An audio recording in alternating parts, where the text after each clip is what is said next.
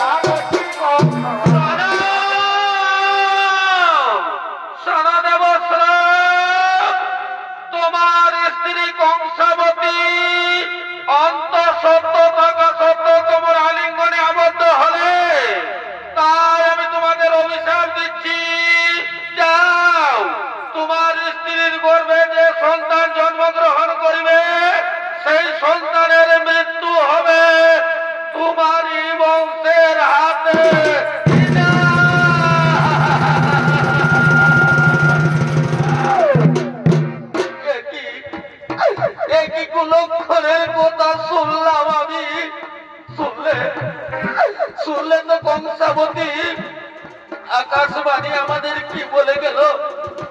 আমাদের এই সন্তানের মৃত্যু হবে, আমারই বংশের।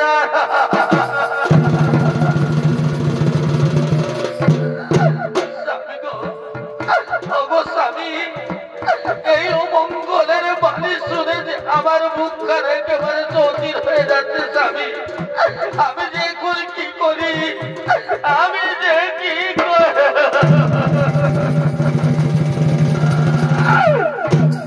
কংসাবতী, কংসাবতী, তুমি কোনো চিন্তা করো না কংসাবতী। আমি তোমায় কথা দিচ্ছি কংসাবতী, যে কোনো প্রকারে তোমার এই গর্বের সন্তানকে আমি বাঁচিয়ে রাখবো কংসাবতী। তাই তুমি কোনো চিন্তা করো না কংসাবতী, তুমি কোনো চিন্তা করো না স্বামী।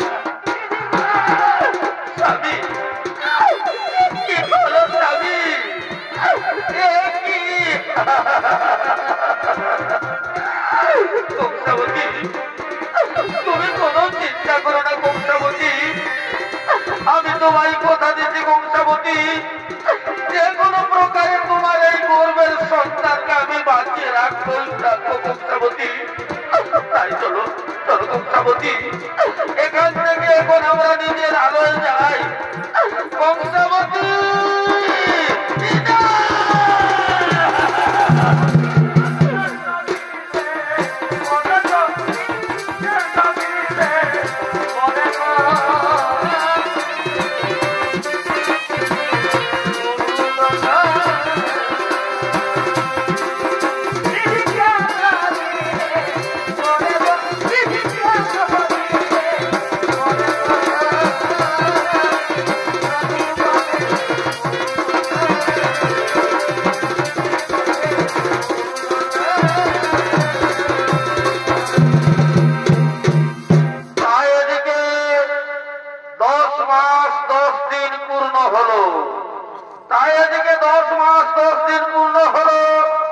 কংসাবতীর গর্ভে এক পুত্র সন্তান জন্মগ্রহণ করেছে। তাই কংসাবতীর গর্ভে এক পুত্র সন্তান জন্মগ্রহণ করেছেন, নাম রেখেছেন শত্রুঘ্ন। আর এই সন্তানের প্রাণ রক্ষার জন্য দেবশ্রব কংসাবতী তারা মনের দুঃখে ওই শিশু সন্তানকে নদীর জলে ভাসিয়ে দিতে আগমন করছে।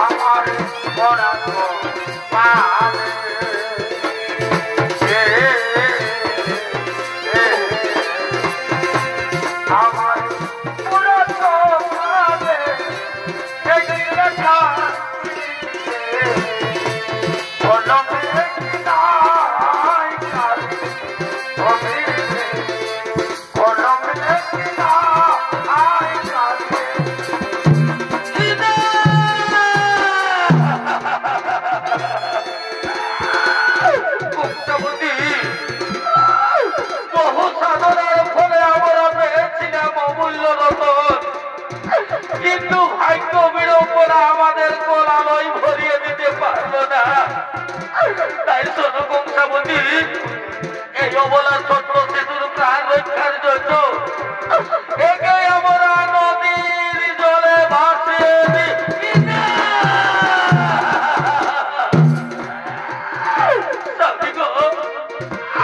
আমি যে তার মা, আমি কিভাবে তাকে নদীর জলে ভাসিয়ে দিতে পারি স্বামী?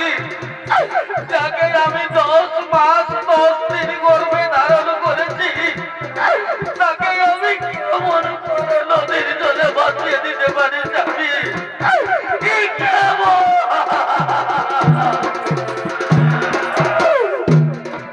অগত্রী সংসারের সন্তান প্রসবিনী মায়ের দল, অগত্রী সংসারের সন্তান প্রসবিনী মায়ের দল, তোমরা কান পেতে শোনো আর চোখ বুঝে থাকো। দৈব মানে রক্ষা করতে গিয়ে আজ আমি মা নই, আজ আমি রাক্ষসী।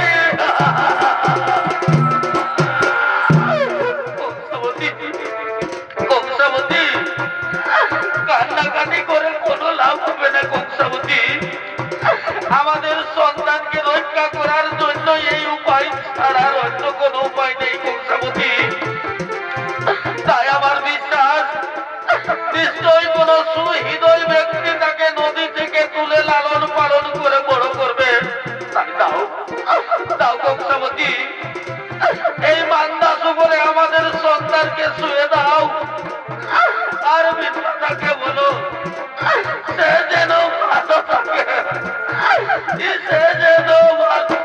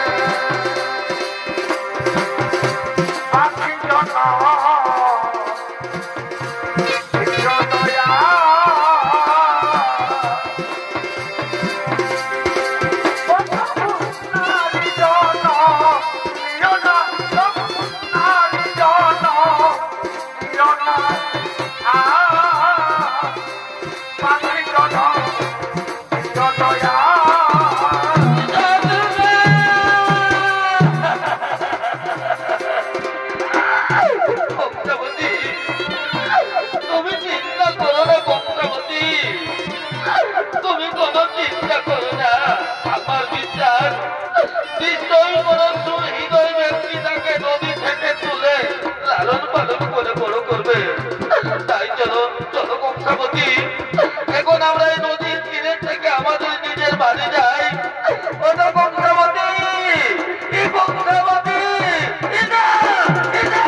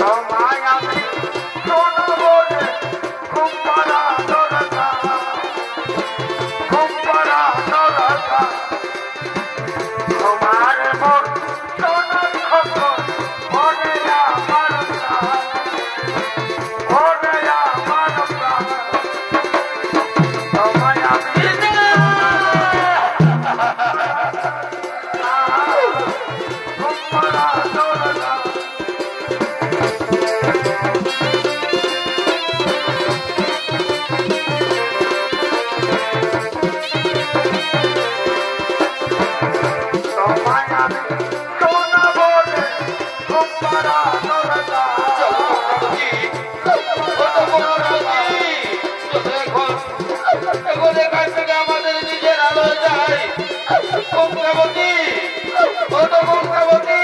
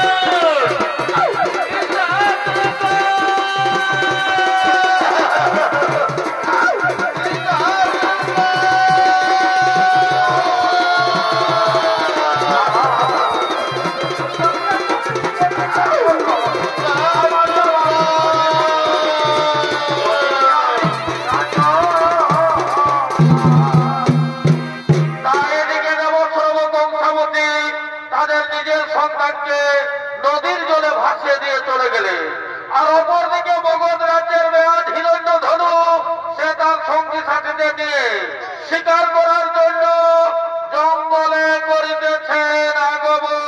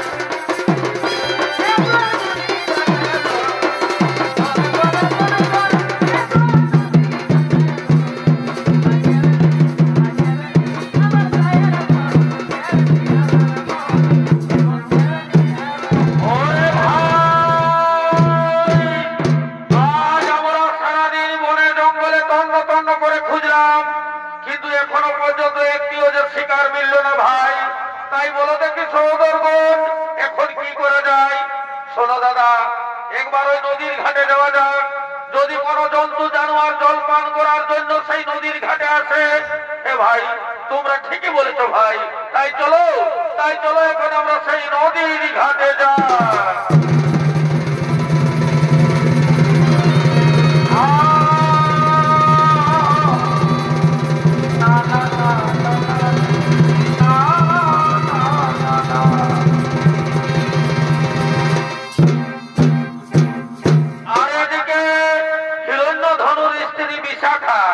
সে তার সঙ্গী সাথীদের নিয়ে স্নান করার জন্য নদীর ঘাটে করিতেছেন আগমন।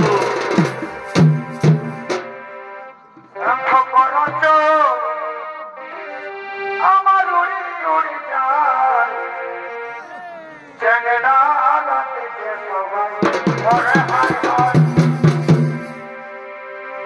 শান্ত করছ আমার উড়ি উড়ি যায় চেঙ্গা রাতে সবাই ঘরে হায় হায়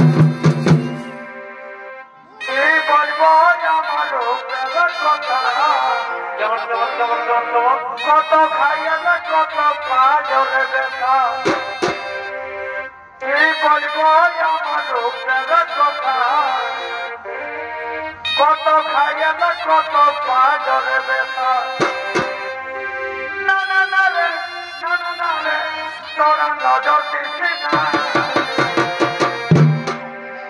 আমি কহতি গলি আখি ফুল দিলামি অসময়ে তোরা ভেঙে দিছি না আখি কহতি গলি আমি ফুল দিলামি অসময়ে তোরা ভেঙে দিছি না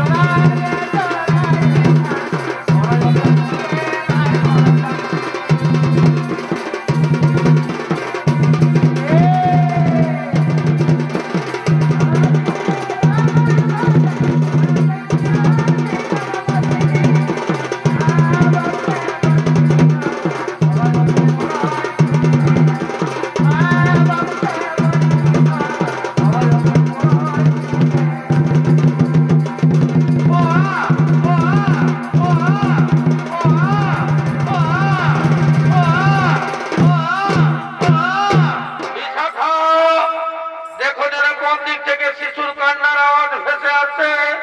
বলি হ্যাঁ গো, ঠিকই বলেছো স্বামী। ওই দেখো স্বামী, নদীর জলে ভাসতে ভাসতে একটি সদ্যজাত শিশু সন্তান আমাদের দিকে আছে।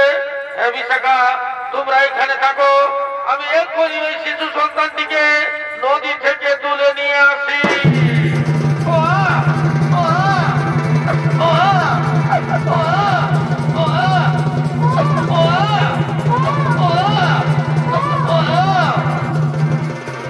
এই যে বিশাখা, আমি শিশু সন্তানটিকে নদী থেকে তুলে নিয়ে এসেছি।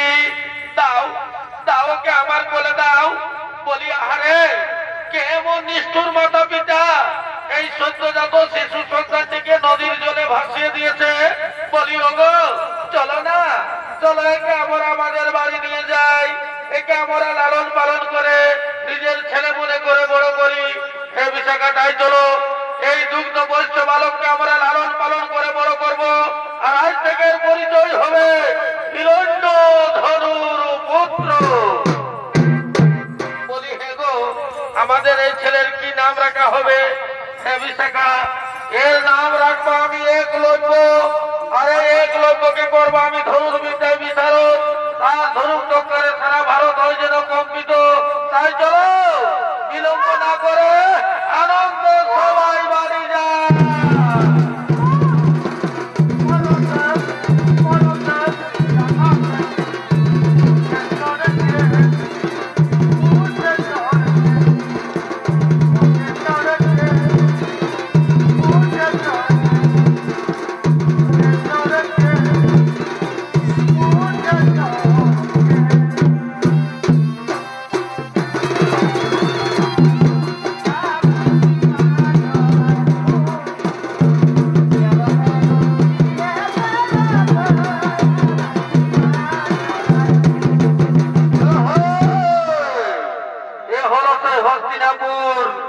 হস্তিনাপুরের অস্ত্রগুরু দ্রোণাচার্য পূর্ব পাণ্ডবদের নিয়ে অস্ত্র শিক্ষা শিবিরে করেছেন আগমন। আর এই দ্রোণাচার্যের ভূমিকায় নৃত্য অভিনয় করে দেখাবেন এক তরুণ শিল্পী, নৃত্য শিল্পী কৈলাস চন্দ্র মোদী।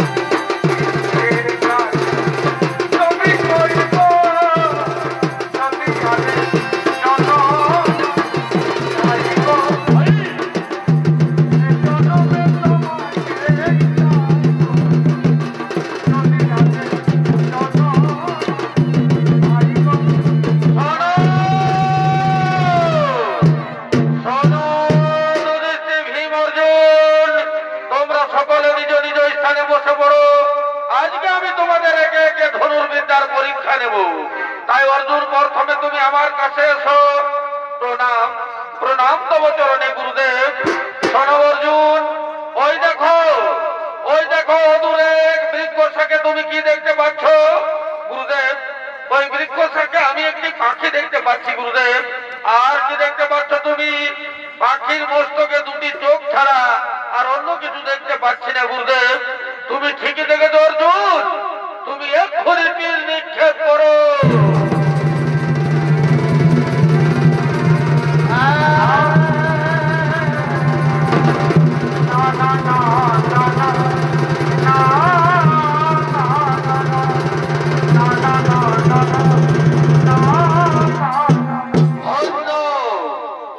তুমি অর্জুন মহাভারতের প্রধান তীরন্দাজ হলে তুমি ধনুর্বিদ্যায় তোমার সমকক্ষ কেহ নাই এই ভারত মাঝারে।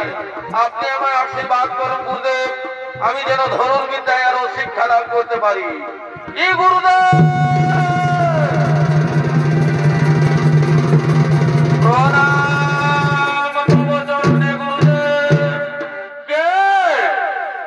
কে তুমি? কি নাম? কোথায় ধাম? কি কারণে এসেছো এখানে? গুরুদেব, আমি হলাম মগধ রাজ্যের ব্যাস, নাম হিরণ্যধনু। এ আমার পুত্র, নাম একলব্য। একে আপনার কাছে নিয়ে এসেছি ধনুর্বিদ্যা শিক্ষার জন্য। কি ব্যাস হিরণ্যধনু?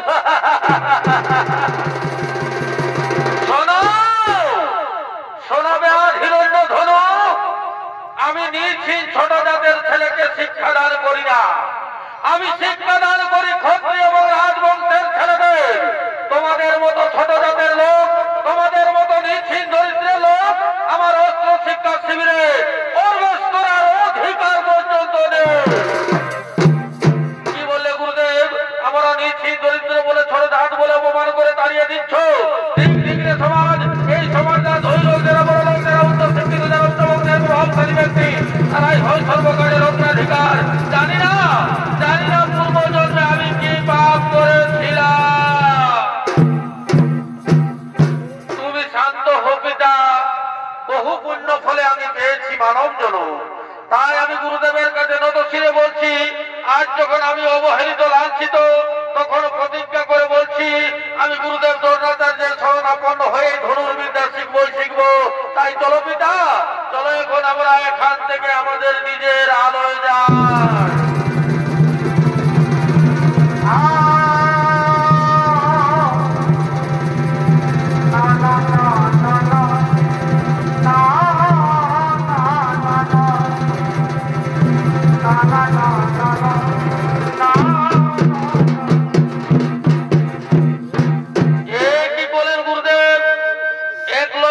শিক্ষাদান না দিয়ে তাড়িয়ে দিলে?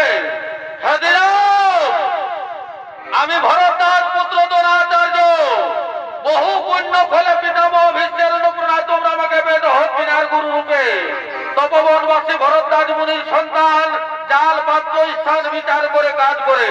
তাই চলো, পশ্চিমে সূর্য স্তম্ভিত হতে চলেছে, চলো এবার আমরা আশ্রম ভিতরে যাই।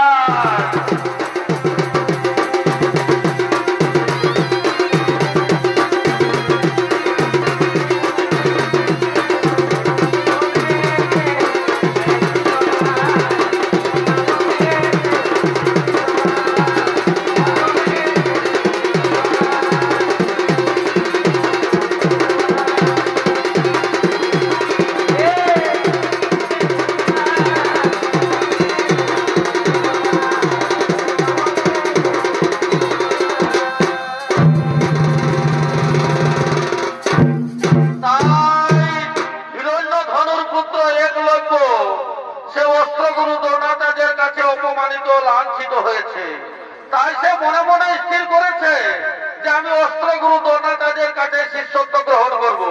তাই যখন সদ্যজাত দ্রোণাচার্যের কাছে ভিক্ষা চেয়ে দ্বিধায় তৃষ্ণায় কষ্ট পেয়ে বুকে জ্বালা নিয়ে ফিরেছে, তবুও সে তার পথ ছাড়েনি, মাটির মূর্তি স্থাপন করলে।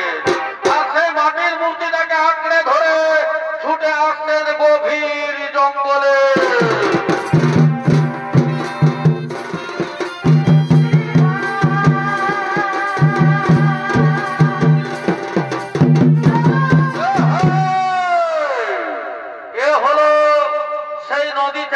কুড়িয়ে পাওয়া হিরণ্যধনুর ছেলে একলব্য। আরে একলব্যের ভূমিকায় নৃত্য অভিনয় করে দেখাবেন এক তরুণ শিল্পী, নৃত্যশিল্পী নবীন কুমার মাহাতো।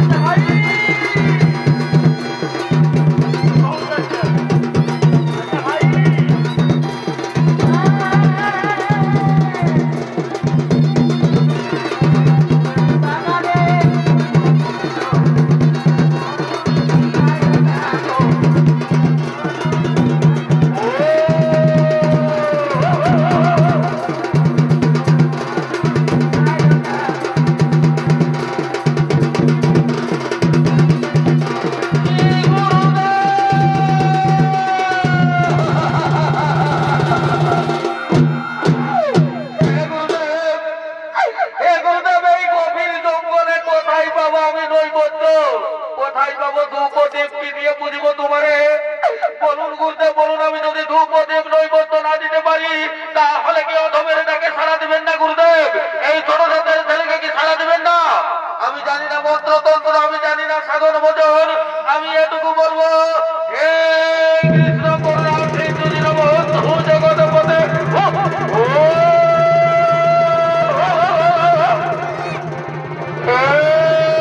কৃষ্ণ করুণা সিন্ধু দীনবন্ধু জগৎপতে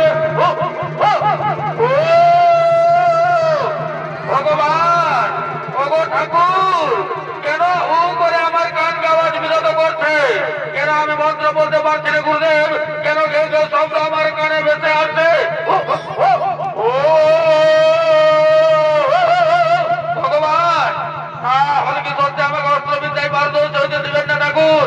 আমি কি পারবো না শব্দবিধি বারবার শিখতে? আমি কি তৃতীয় পাণ্ডবীরের মতো বীর হতে পারবো না গুরুদেব? হ্যাঁ হ্যাঁ গুরুদেব, এই কেউ কেউ তো শব্দ সহজ করে আমি মারি ভগবান। আর যদি আমি মারতে পারি তাহলে দেখবো ঈশ্বর বলে জিনিস আছে, ভগবান বলে জিনিস আছে, তাহলে জীবনের পরিচয় বুঝে বলে আপনাকে আপনার কাছে আমি নিজের মুন্ডু।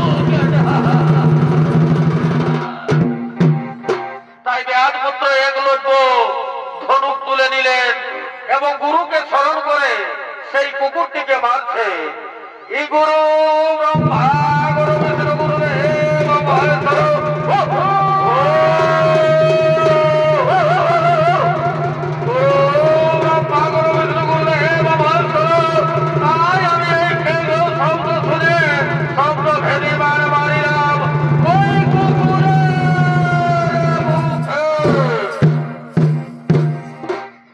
তাই এদিকে কুকুরটি ছটপট করছে, কিন্তু ঘেউ ঘেউ করতে পারছে না। এমন সময় অস্ত্রগুরু দ্রোণাচার্য তার শিষ্যদের ঐক্য ধরে নিয়ে আসছে। তাই দূর থেকে কুকুরটিকে লক্ষ্য করে শিষ্যরা বলছে, এ গুরুদেব গুরুদেব দেখুন কুকুরটিকে কেমন ভাবে বানবিদ্ধ করেছে, যার কুকুরটি ঘেউ ঘেউ করতে পারছে না। নিশ্চয় আপনি কোথাও কাউকে গোপনে অস্ত্র শিক্ষা দিচ্ছে। দাঁড়াও, শান্ত হও তোমরা, শান্ত হও। না গুরুদেব না, আমাদের শান্ত হতে পারছে না গুরুদেব। আপনি এটা বলেছিলেন অর্জুন ছাড়া তার সমকক্ষ বীর কেউ নেই, অর্জুন ছাড়া শব্দ বেদিবার আমরা কেউ জানি না। তাহলে কুকুরটিকে আপনি ভাবে বানবিদ্ধ করে থেকে বলুন বলুন কোথায় কাকে আবার গোপনে অস্ত্র শিক্ষা দিচ্ছে। দাঁড়াও, শান্ত হো তোমরা। কুকুরটিকে যেভাবে বানবিদ্ধ করেছে অর্জুন কেন, আমি তো মনে ভাবতেই পারছি না এই কাজটা কে করুন। নিশ্চয় রয়েছে জঙ্গলের মধ্যে কোন মহান পুরুষ, কোন মহান ধনুর্বিদ রয়েছে জঙ্গলের মধ্যে। তাই চলো সেই মহান পুরুষের চরণ দর্শন করে আমরা মুক্তি লাভ করি। চলো চলো আমরা তন্ন তন্ন করে খুঁজে বেড়াই কে সেই মহান পুরুষ, কে সেই ধনুর্বিদ্যায় পারদর্শী রয়েছে। তাই এদিকে একলব্য অস্ত্রগুরু দ্রোণাচার্য আসতে জানতে পেরে তার চরণে চরণার্চিত হবার জন্য হাহাকার করে ছুটে আসছে।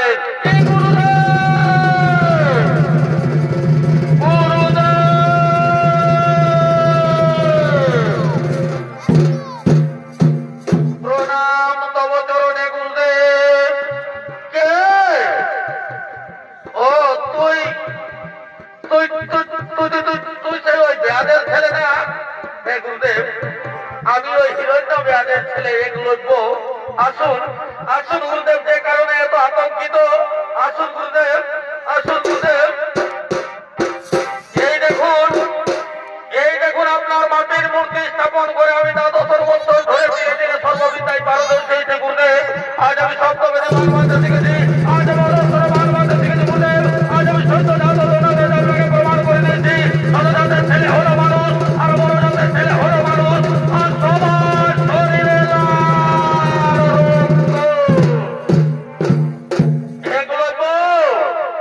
গুরুদেব, তুই তাহলে আমাকে গুরু বলে স্বীকার করেছিস। হে গুরুদেব, তাহলে কি তুই জানিস যে গুরুকে গুরু দক্ষিণা দিতে হয়? শুনেছি শুনেছি গুরুদেব, পিতামহের কাছে শুনেছি গুরুর কাছে দীক্ষা নিতে হলে তাকে দক্ষিণা দিয়ে ঋণ শোধ করতে হয়। হ্যাঁ হ্যাঁ হ্যাঁ, ঠিকই শুনেছিস। তাহলে তুই তোর গুরুকে দক্ষিণা দিয়ে ঋণ মুক্তি হতে চাস? হে গুরুদেব, কেন চাইব না গুরুদেব? আজ আমি যদি এই মাটির মূর্তিটাকে 12 বছর ধরে পুজতে পারি আর সত্য যাও তো দোলা যায় যে আমার কাছে দক্ষিণা চাইবে আর আমি দেবো না, এ হতে পারে না গুরুদেব, এ হতে পারে না। বলুন না, বলুন আপনার কি লাগবে সেই দক্ষিণা। দাঁড়াও, দক্ষিণা কি লাগবে আমি ঠিক সময় নিয়ে নেব। আর তাছাড়া যখন পাই না, তার কারণ তোরা হচ্ছি ছোট জাত, নিশ্চিন দরিদ্রের ছেলে তো, তাই একবার এদিকে হবি আবার ওদিকে হবি, এদিকে হবি আবার ওদিকে হবি। তাই তুই যদি আমাকে দক্ষিণা দিতে চাস, তাহলে তোকে আগে ত্রিসত্য বন্দী করতে হবে। বেশ গুরুদেব, আমি ত্রিসত্যই বন্দী করছি। সাক্ষী থাকো চন্দ্র সূর্য, সাক্ষী থাকো 33 কোটি দেবতাগণ, সাক্ষী থাকো সমস্ত ক্ষত্রিয়গণ, আরো সাক্ষী থাকো আমার ছোট জাতের ভাই বন্ধুরা, সাক্ষী থাকো গরিবের মা বোনেরা, সাক্ষী থাকো সমস্ত দর্শকরা, সাক্ষী থাকো আমার এই মাটির প্রতি দোনাচার্য, এই সত্য জাত দোনাচার্য আমার কাছে যা চাইবে সে যদি মাথা চাই আমি মাথা কেটে দেব। ওরে বেহাদের পুত্র একলব্য, আমি মাথা নেব না বাবা, আমি মাথা। গুরুদেব কি লাগবে সেই দক্ষিণা। ওরে বেহাদের ছেলে একলব্য, ওই শক্তি যদি আমাকে গুরু দক্ষিণা দিতে দাস, তাহলে আস্তে আস্তে দান কর, তোর গুরুকে প্রফুল্ল রাখার জন্য, তোর গুরুকে মনোরঞ্জন করার জন্য আস্তে আস্তে দান কর। তোর সেই দান হচ্ছে বৃন্দাঙ্গ।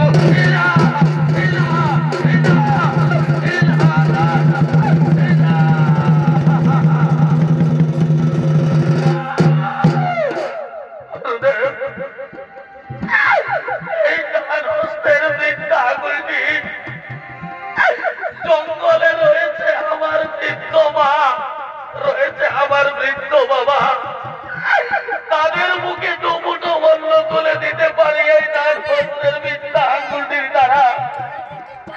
আর আপনি যদি এই দান হস্তের বিদ্যা আঙ্গুলটি আমায় কেটে নেবেন, তাহলে তারা হাত করে দুমুঠো হস্তের করতে পারবে। আমি গুরুদেব, এত বড় নিষ্ঠুর হবে না গুরুদেব, এত বড় নিষ্ঠুর হবে না।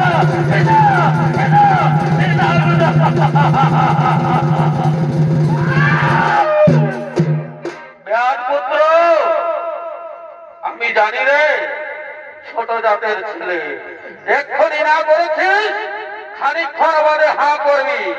তার জন্য আমি তোকে ত্রিসত্য বন্দী করে দিয়েছি রে ছোট জাত। ওরা ছোট জাতের ছেলে, ওরা একলব্য, ওরা বেহাদের ছেলে। ত্রিসত্য কথার মানে জানিস বাবা? গুরুদেব, আপনি একটিবার চিন্তা করে দেখুন গুরুদেব, জঙ্গলে রয়েছে আমার বৃদ্ধ মা, রয়েছে আমার বৃদ্ধ বাবা, তাদের মুখে দুমুঠো অন্ন তুলে দিতে পারি না।